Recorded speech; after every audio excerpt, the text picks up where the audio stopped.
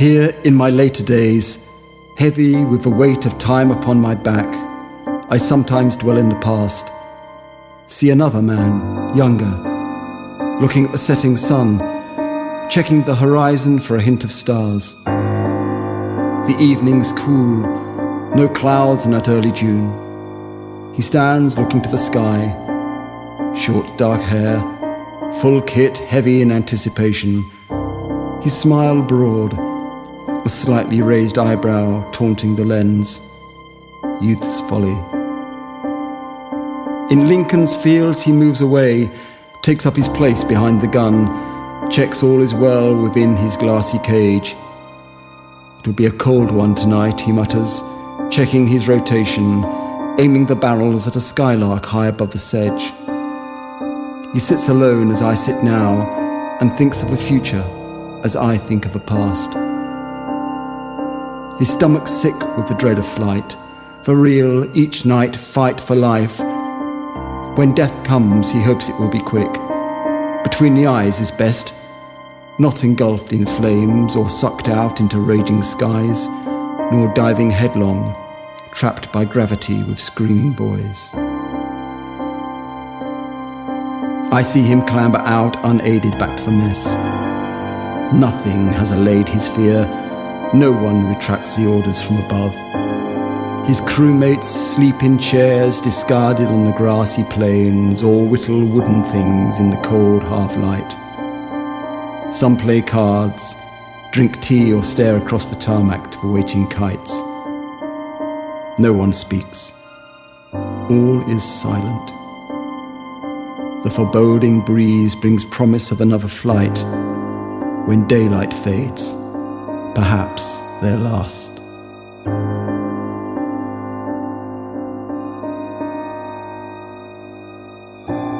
Surreal in the gloom of waiting, a telephone rings, a sickening alarm. We move across the grey-blown grass to the bombers, stretched like Christs towards the great North Sea and lands beyond.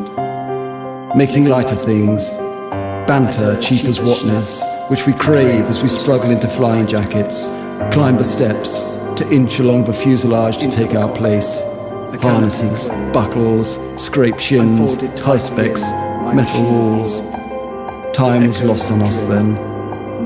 I remember last-minute mutterings from the boss. The shudder as engines ignited us into war. The smell of exhausted hope fused our spirits. All clear came. We lined up. Through the void, I stopped for a second. Echoes of white noise. Sitting at my window in Maidstone. A smell of burning. The road is quiet. Him or me? My sister smiling. Perhaps it's early closing.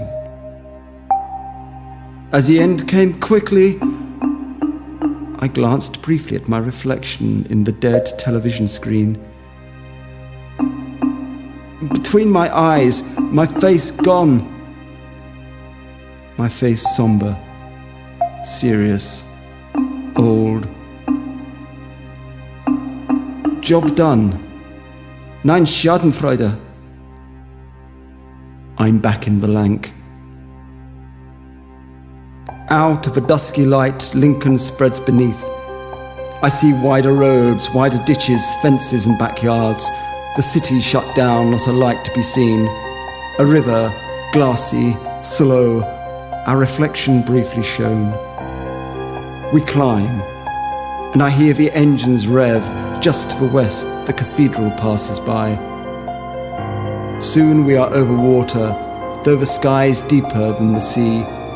Alone in the tale, I am swallowed by the dark.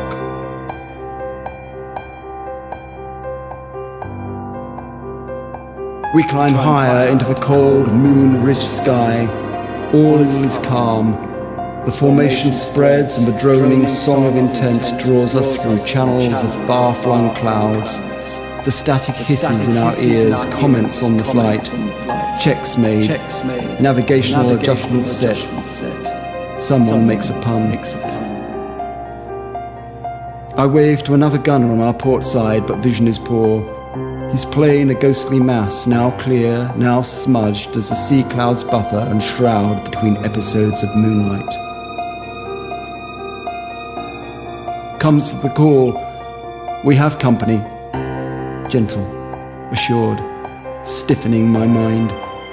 I look above, below, ask for a position, squint with desperation into the absent light. 109s, outnumbered here but dangerous in such space. Davids amongst Goliaths, but still they try. Though I can't see them until somewhere over the starboard wing I catch a flash of fire. Trails of vibrant light, dull ratcheting drills of venom. The sky lit to daylight briefly as up it goes, too close for comfort. Caught by little Doris as he attacked from the stern. But she is hit. Strange hemorrhage of oily smoke distorted by the airflow mocks her starboard engines when flames take hold.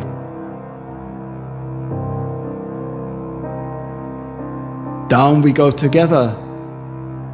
No fluidity of thought.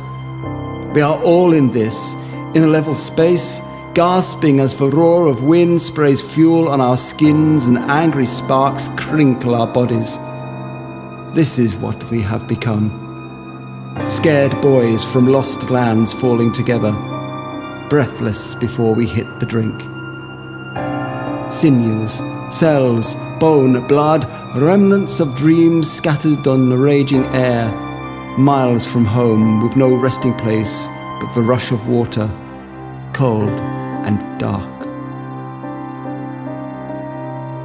I hear the concerns of our boys and watch helplessly as she tips away from us, away into the dark above the cold rolling sea. We feel their panic, the hurried orders, desperation immense no training can prepare for this.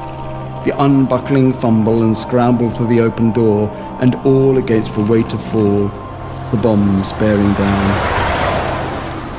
Clouds cleared, I remember, and still we saw her fall out of the sky, away from us, hoping she could ditch, but the descent too severe, hoping for 7 shoots, but none appeared. The all was gone in 20 seconds, with not a word said more. Each man alone with his thoughts, a strange communion with a promised death. My parents' tears, my sister lost, while the light fades in my room, and I enjoy the intrusion of an ending day. Dreams of an eternal life infused my veins, even unto the void. On my mantle, photographs smile at me. Even unto the strange meeting with the 7. My wife, sons, grandchildren, great-grandchildren. As we danced in the cold night air, grinning awkwardly at our follies, I could have fallen through the sky, and then they would not be there. Our belief in the cause, submission to flattery, we thought we shone like gods. This visitation to the past troubles me,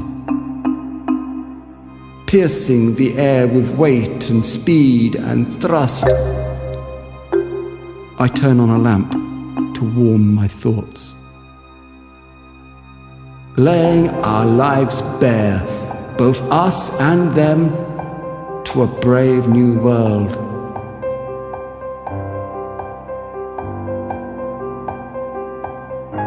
Approaching Hamburg and the flak begins. The navigator, deep in the belly of the plane, hunches over compass, sextant, calculating madly against weight of responsibility, how best to avoid the lights, yet keep on track. The whole crew fuses the fear, fights for water in the gut, each man facing the task experienced of all, young men considering their fate, unseemly, hour upon hour in this dreadful war. I know Harry in the upper mid-gun searches the skies. I trace the coils of bullets back on their rails, deadly in the fuselage gloom. A flight engineer checking the rise and fall. The bomb aimer lies ahead, belly down on the floor, sight swerving and blurring in the crazy glass. Suddenly, as if from between the closing of a blink, another appears, just too far away, swerving insanely, now thin, now fat against a rippled sky. I shout too loudly, perhaps, into the intercom. "Corkscrew, port! Skipper, now!" His response lurches a zigzag as the perspex blurs and my gun fires directly ahead. But there's nothing there. I doubt myself just before he rises from beneath and his prop fans the tailplane with a dusting of fire. Now I have him in an instant with no time for thought or beckoning guilt. Though now it stings my eyes. And the button engages as his canopy explodes. I report his fate and our escape.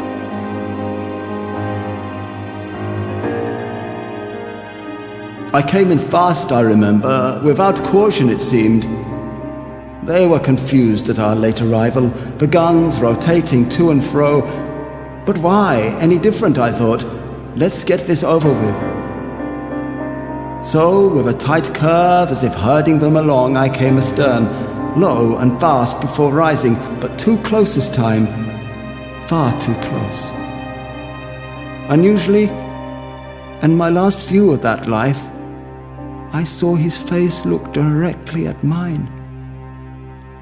In the blinking of an eye, through the violent glare of fire, I saw him as a man I would have finished too, had he not got there first. The bomb doors open. Factory chimneys reach up like fingers. Down below they train the tubes of light into the sky. Shells explode beneath our wings, but we drop lower, lower still, and move fast, fast across the oblong roofs. Steady. Steady. Steady. Now. We feel her rise against their release. The engines roar as we rapidly climb and turn for home. This now was danger time, though every second was a blessed gift. Close the doors, scan the air for spit and thrust, a rabid revenge. Target hit, brought relief, but nothing more. Back through the tunnel of night, back through the air from which I dragged, back with the others whose lives were spared, and over the sea where the others fell. Back to the gentle beaches on the Lincolnshire shores, and over the fields where the cold wind blows. Back over ancient stone, towers thrusting heavenward, ditches, rivers, dikes, meadows, quilted, spread below, a kind of homecoming softening our weary return. Back over the lonely airfield, empty of planes, back to count them in or here they've gone. Back to return again, to follow orders to cease this fight. Back with wheels intact, last checks done, sick with sleep and cold as stone. Back to the late closing of the day. I watch him stumble off the step, stretch his young body against the early breeze, walk away to bed, away from me now, getting smaller in the vague dawn light. I feel his tiredness still, extraordinary after all these years, and wonder, has it ever left me? Ever seemed more bearable than now, with photos staring at me across my room? His shelf empty, mine full. The falling men, the hurtling bombs, burning boys, stinging eyes. The old adage, we followed orders, worn to death, seems simply futile. defenceless after the nastiness of war. It left the weight of time upon my back like a droning song, half remembered from the bar at the Royal Oak, cheery and sad, rising to the clouds in strange harmony with the song of Merlin's, distorted in heavy age, a lament for the late closing of the day.